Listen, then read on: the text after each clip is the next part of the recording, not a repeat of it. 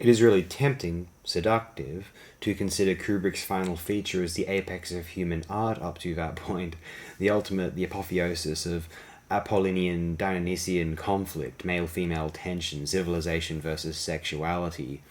Kubrick considered this with space travel, artificial intelligence, and the evolution of life. Then, with the advent of post-psychology, post-neurology, post-behavioralism, modernity, questioning the Arcadia of Old English paradisal period glorifications, whilst thoroughly distilling its universal appeals, and then within the American family unit and a nation's history as a recursive Borges-Alephian bubble of entropy, and then with the depiction of war narratives demonstrating barbarians against barbarians rather than heroes versus villains. And now came the most ideal moment to explore the post-Cold War, potentially peaceful, neoliberal, Matrix-esque terminal timeline. What motivates a belief in romantic love, its tense relationship with post-psychological human perspectives on sexuality? What are the gears of a contemporary society? What does power hide? How is sexuality displayed amongst the powerful? Is there a utopia without any true secrets? Is transparency possible? Is there a spark to sexuality without discord, without it being threatening and thus secretive? What is the threshold between mammalian or primate or human, at least, sexuality and what we know of the anthropomorphic concept of the self, a soul, a consciousness, a spirit? The motivating factor of many of us is a dream of true love, which they claim money cannot sincerely purchase, emphasized via religious sacraments and a redirection of inescapable primal sexual urges into a cycle of societal usefulness. If many had the option of a storybook happy ending true love to be met and begin in our 20s until you and them both die rather old, many would choose that. What prevents this, even when an individual feels as though they have found their supposed one? The idea of the one is possibly the most fluidly ubiquitous concept in popular culture without any basis in scientific research, which is to say it is more overt and prevalent than a belief in a religious deity, which some insist has some abstract inevitable existence when considering some abstract metaphysics, although that's for another time, not now. This idea of what some might deride as, they say, Disney love. The existence of infidelity has haunted the literary and artistic canon of this species since at least the ancient Greeks.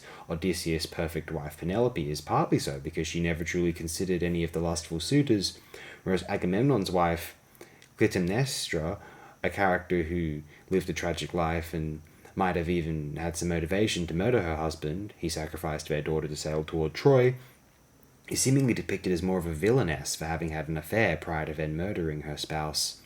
Infidelity, or rather the thought that your spouse might not be transparent with you, or might change against their own will, against their supposed self that you believe to have fallen in love with, is the submerged fear of many in this world, always.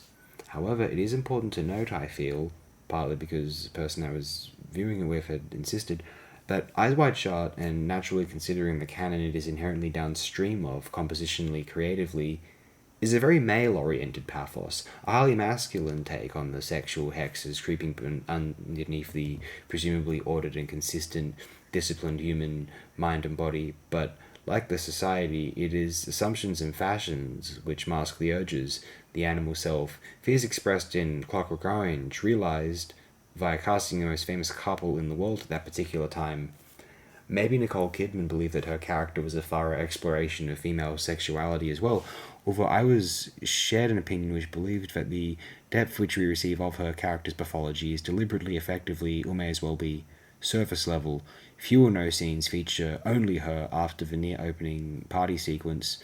I was relayed the idea that it is better for the film that her character's persona be only presented at the surface, as what her husband knows of her, in order to truly explore the male pathological experience, remarking that their characters expressed insecurities and concerns were the potential introduction to a truly fascinating study on female sexual pathologies. It was then clarified that, for the film's sake, it was more effective to then hide this, a confession of consideration which her character doesn't know how to process either, both the fantasy and the subsequent dream she claims she experienced. Let her handle it internally, as the film is rather about a male perspective, and is more interesting that way.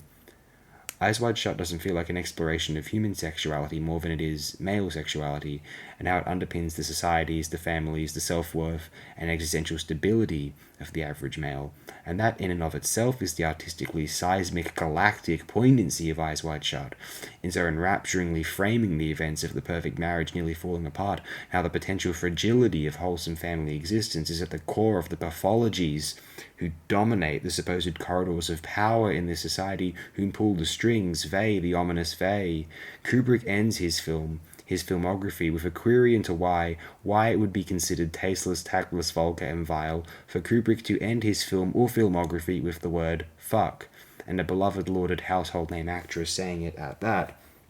That word's connotations, censorship, the reasons for it, the family values of more liberal taste, security, as slightly dishonest in consideration of their motivations. Why is sexuality demonized? Is it ever warranted? What perfect metaphor for society's attitudes to sex? What more perfect metaphor for society's attitudes to sex than the experiment of closing Kubrick's illustrious oeuvre with Nicole Kidman saying the word fuck? The feelings that this generates is the overt point. The inescapable consideration of whether that was effectively artful or not is the poignant point.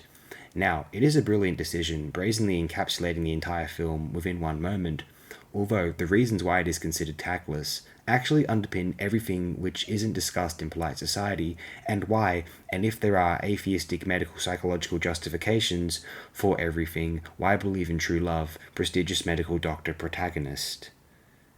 Ought he know better than to believe in true love in 1999, at the dawn of the 21st century? I want to finish this video because, well, partly because why I upload these is because I feel insecure afterward about not doing the film justice, wherein I consider the film then more carefully and confidently in future. In my mind, the true ability to analyze and articulate my feelings for a film come after these videos are uploaded, when I consider my initial fallibility and prospective potential embarrassment. That is then when my more pleasing work occurs.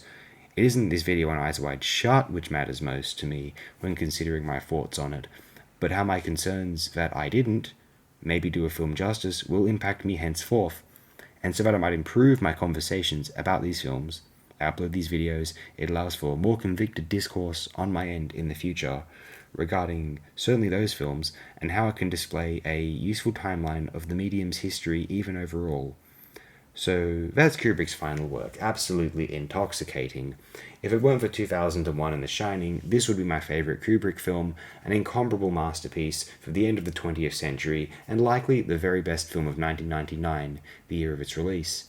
AOD quite enthusiastically endorses Eyes Wide Shut.